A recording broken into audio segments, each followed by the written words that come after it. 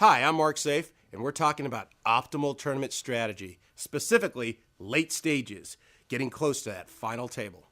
Even though tournaments tend to get looser once the money bubble bursts, things tend to tighten up again as players approach the final table. In this lesson, we'll show you what to look for as the tournament reaches the late stages and how to adjust your game to maximize your chance of winning the whole thing. In many ways, it's best to look at the period after the money bubble bursts as a new, smaller tournament. Where people are generally playing looser poker once they reach the money, they begin to tighten up as the final table approaches, and as you did before, you should begin to change your game to compensate. Just as making the money is overvalued by many players, so is reaching the final table. This means that they'll tend to tighten up their games and become more susceptible to pressure applied by more aggressive opponents like you. The best time to really step up the pressure on your opponents is when the tournament reaches about 15 players.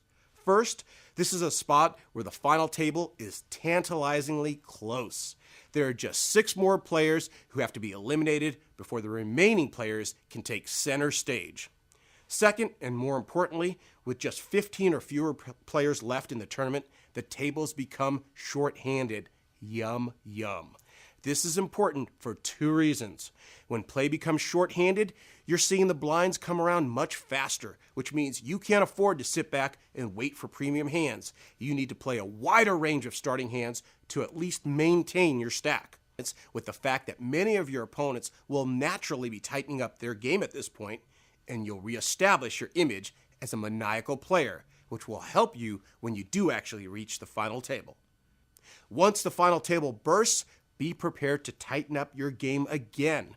Just as many people went crazy after making the money, those players whose goal was to simply reach the final table will begin to loosen up their games and gamble more, especially if they're short-stacked.